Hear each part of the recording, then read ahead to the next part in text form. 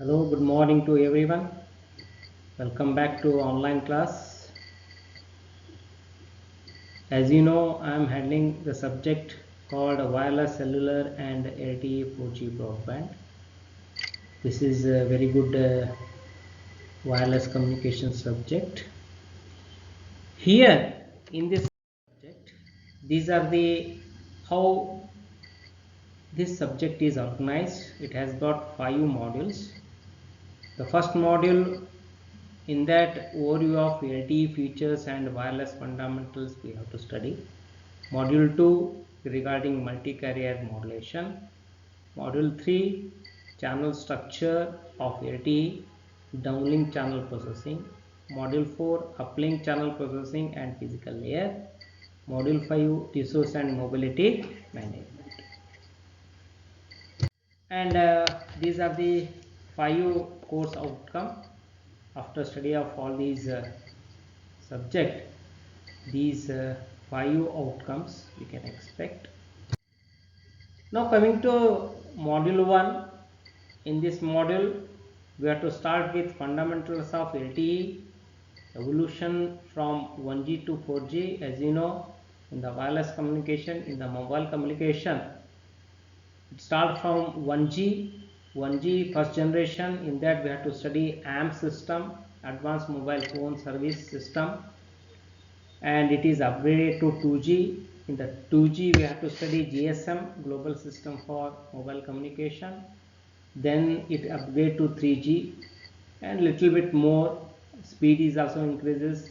Some multimedia features are added in the 3G, whereas 1G it is only voice oriented, 2G is both voice as well as data oriented.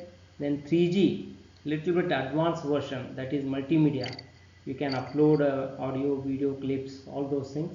And 4G, so that is fourth generation. So in that case we have to go for LTE. LTE is nothing but long term evolution. It's a standard in the 4G. Then first part of LTE is which are the key enabling technology. So this is the first thing we have to study. There are 4 types of key enabling technology. OFDM, first one, orthogonal frequency division multiplexing. SCFDMA, single carrier frequency division multiplexing. Then third one, channel dependent multi-user resource scheduling. Then fourth one, multi-antenna techniques. Why we have to go for orthogonal frequency division? Okay, so there are lot of advantages of orthogonal frequency division multiplexing. Orthogonal in the sense all the frequencies are 90° to each other, so less overlapping, less interference. So the first advantage is it's an elegant solution to multipath interference. Because of orthogonality, interference is very little, so elegant solution to multipath interference.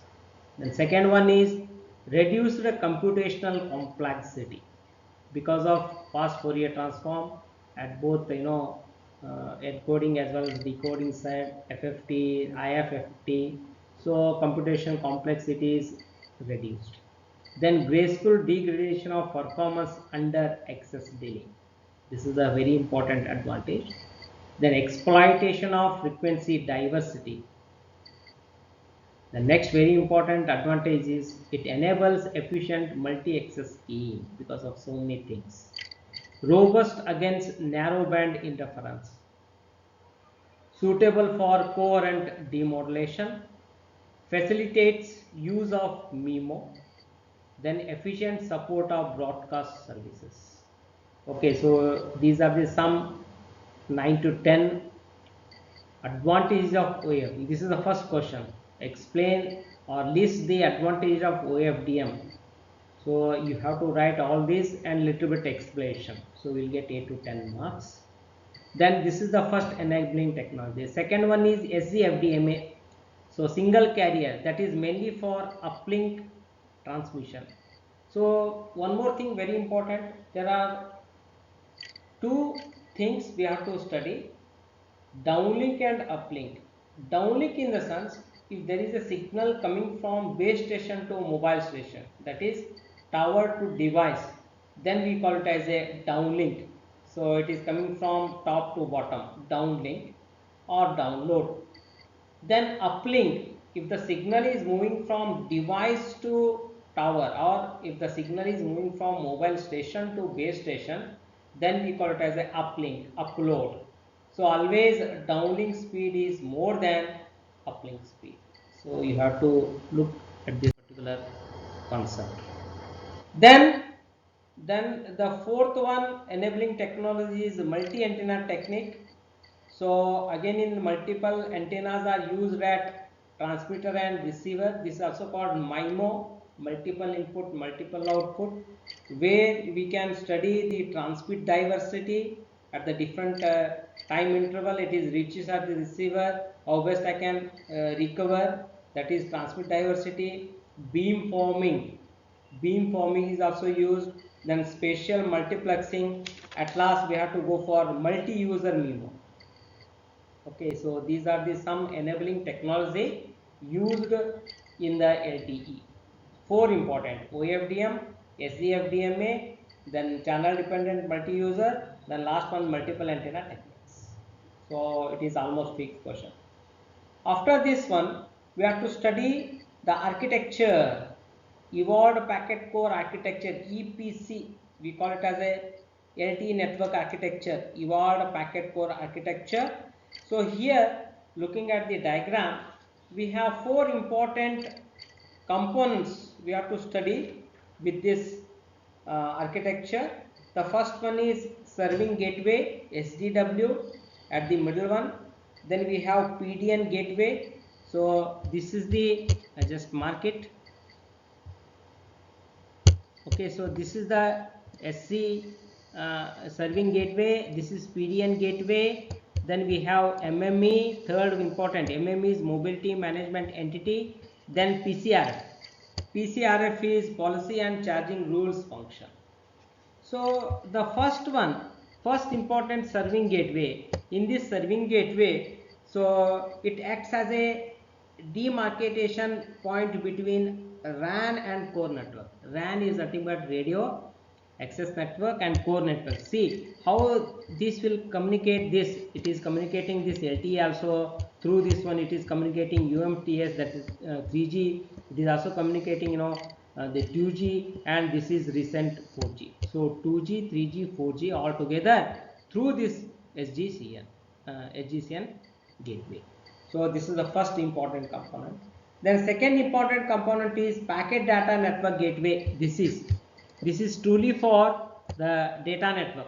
This is how it is connected to CDMA, PDSN, then other access technology. This is also connected to PCRF. Especially in this, the packet data network gateway acts as a termination point of EPC toward other packet data network such as internet network, private IP network, or IMS network providing end user services. IMS, internet network for multimedia services, IMS. Okay, so this will give that type of services. So here it is, see, IP services here, IMS.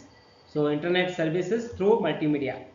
Then very important, third one is MME. This is the MME, mobility management entity. This performs the signaling and control functions to manage the user terminal access to network connection, assignment of network resources, and mobility management function such as idle mode, location tracking, paging, roaming, handovers. Since it is called mobility management entity, it has to look the current location of the mobile station.